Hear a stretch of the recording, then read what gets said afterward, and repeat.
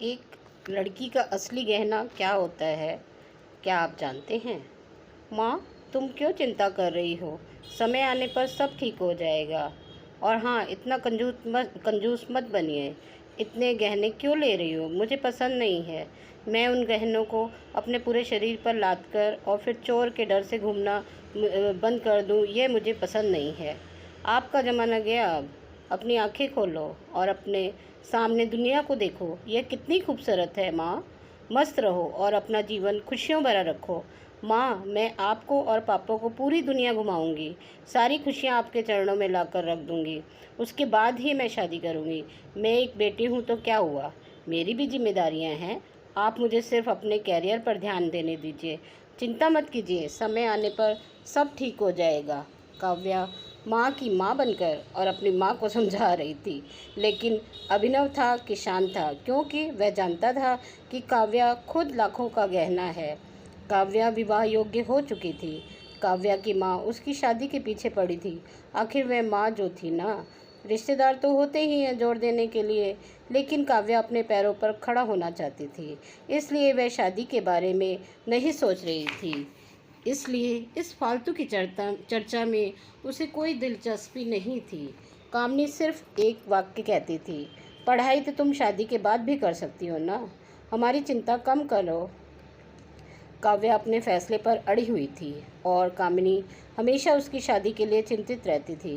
अड़ोस पड़ोस की लड़कियां शादी करके गृहस्थी संभाल रही थीं। 10 दिन पहले ही काव्या की सहेली की शादी हुई थी। खूब धूमधाम से उसकी शादी हुई और उसको लगभग 1 किलो सोना पहनाया गया होगा। उसे हर रस्म में एक गहना उसकी माँ अपनी बेटी के शरीर पर चढ़ा रही थी।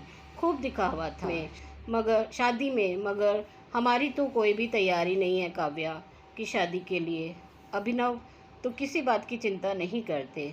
उसे याद आया, काव्या जब इस दुनिया में आई थी तब कामिनी के ससुर अभिनव को बोले, बेटा लड़की हुई है। रे बाबा, अभी से दहेज की तैयारी में लग जाओ। कामिनी को बहुत बुरा लगा सुनकर। पिता बनने की बधाई देना तो दूर, दहेज की बात करने लग गए। लेकिन अभिनव इतने खुश थे कि लड़की के रूप में मेरी पहली संतान हुई है। वह उसका लाड प्यार करने में मगन रहते थे। वह उत्सुकता से नई नई चीज़ें काव्या के लिए लेकर आते। मूल रूप से काव्या बहुत बुद्धिमान और तेज तर्रार थी। वह उत्सुकता से नई नई चीज़ें सीखने के लिए इच्छुक रहती। काव्या धीरे धीरे अच्छे संस्कार सीखती जा रही थी। शिक्षा के क्षेत्र में वह हमेशा अव्वल रही। काव्या हमेशा मेरिट लिस्ट में रहती। शोकेस में विभिन्न योग्यता प्रमाण पत्र और ट्रॉफियों से भरा हुआ था। अभिनव हमेशा कहता था, बस काव्या का सपना साकार करना है। इसलिए फिर उसकी शादी के लिए बचत वगैरह वह नहीं करता था। अभिनव कामिनी को कहता था कि उसकी शानदार सफलता ही उसका सबसे कीमती गहना है। सब कुछ अच्छा होगा, चिंता मत करो। पर कामिनी एक ही रट लगाती रहती, थोड़े पैसे बचाने चाहिए, लड़की की शादी करनी है तो फिर 4 गहने तो देने ही पड़ेंगे।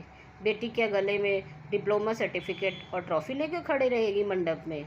अरे कामनी, शांत शांत, अपना ब्लड प्रेशर मत बढ़ाओ, मैं हूँ ना, शांत हो जाओ।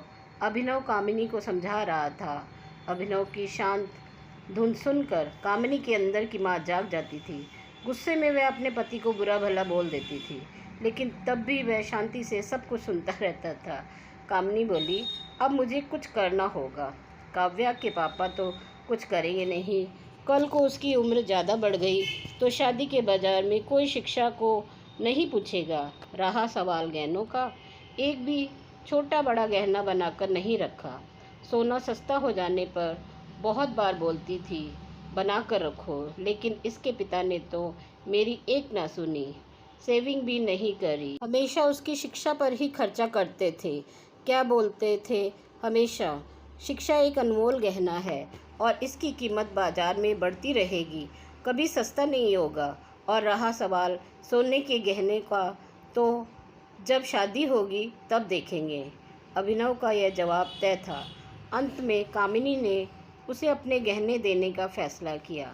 मेरे पिता ने कन्यादान में मुझे जो गहने दिए थे वही टोकरी में जितना भरा तो ठीक, नहीं तो कटोरी भर ज़रूर तो दिया है। मैं अब कहाँ पहनने वाली हूँ वह गहने। ये चिंता जो उसने खुद को समझा कर दूर की। जैसे तैसे दिन बीतते गए। काव्या ने अपने स्मार्टनेस से पोस्ट ग्रेजुएशन पूरा किया। उसने पीएचडी करने का इरादा किया और इतने में सोने पर सुहागा, अचानक उसे माइक्रोसॉफ्ट कंपनी द्वारा सेलेक्ट कर लिया गया, जो पिछले साल के प्लेसमेंट के लिए आया था। एक बड़ा पैकेज उसके हाथ में रखा गया और गुड पोस्ट द्वारा और कई सुविधाओं के साथ पोस्टिंग के साथ अमेरिका में जाने की पेशकश रखी गई। चारों उंगलियां घी में थी, साथ में पीएचडी भी कर सकती थी क्योंकि कंपनी ने उसे बोनस दिया था। काव्या अपना अपॉइंटमेंट लेटर लेकर भाग कर घर आई। जब तक दरवाज़ा नहीं खुला तब तक काव्या ने कॉल बेल से अपना हाथ नहीं हटाया। दरवाज़ा खुलते ही उसने अपनी माँ को गले से लगा लिया। माँ, अब लग जाओ गले, लग जाओ शादी की तैयारी करने में। पापा, आप अपॉइंटमेंट लेटर लेकर काव्या ने पापा के हाथ में रख दिया।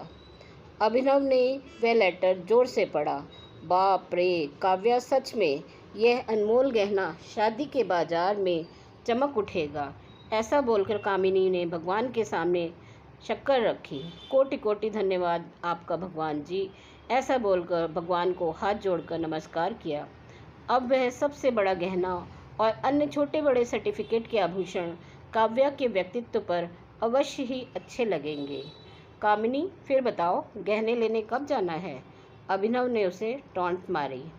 इसमें कोई संदेह नहीं है कि उसकी शादी में उसके गुणों के आधार पर अर्जित अमूल्य गहना निश्चित रूप से उसके सौंदर्य को बढ़ाएगा अभिनव जी, और वह मेधावी पदक एवं बड़ी बड़ी ट्रॉफियाँ, अन्य पद्मभूषण दुल्हन की शोभा को और बढ़ाएंगे। यह हीरा मानस हमारे ही मोहित के जीवन में बिल्कुल फिट बैठता है। चलेंगे ना आपको? दरवाजे पर वर्मा फैमिली खड़ी थी। अच्छा रिश्ता काव्या के लिए चल कर आया था। उनका मोहित भी एक अनमोल रत्न था, सुंदर, सफल, प्रसिद्ध। अगर एक असली मोती को अपनी असली गुणवत्ता और तेज बनाए रखना है तो संदूक में बंद रहकर समुद्र के तल में चुप रहना पड़ता है, तभी मोती की कीमत बढ़ती है। आया क्या समझ में अभिनव जी? वर्मा जी ने अभिनव की तरफ देखकर मोहित की तरफ भी देखा। कामिनी खुद को चिकोटी काट रही थी और सोच रही थी कि आखिर कौन से गहने का तराजू भारी है। आखिर में जो फैसला लिया गया कि शिक्षा एक अनमोल गहना है, उसे चोर से डर नहीं लगता और उसे पहनने और तिजोरी में बंद करने की भी आवश्यकता नहीं है। जी हाँ दोस्तों, लड़कियों का अनमोल गहना तो उनकी शिक्षा ही है। अगर आपका बच्चा या बच्ची शिक्षित है तो उसके जीवन में लाख कठिनाइयाँ आए, वह कभी किसी के आगे बेबस नहीं होगा। वह ज़िंदगी में हमेशा ही खुशहाल जीवन लेकर आगे बढ़ता ही जाएगा। अगर आपको मेरी कहानी अच्छी लगी हो तो मेरे चैनल को सब्सक्राइब करना ना भूलें। जीवन के रंग। धन्यवाद।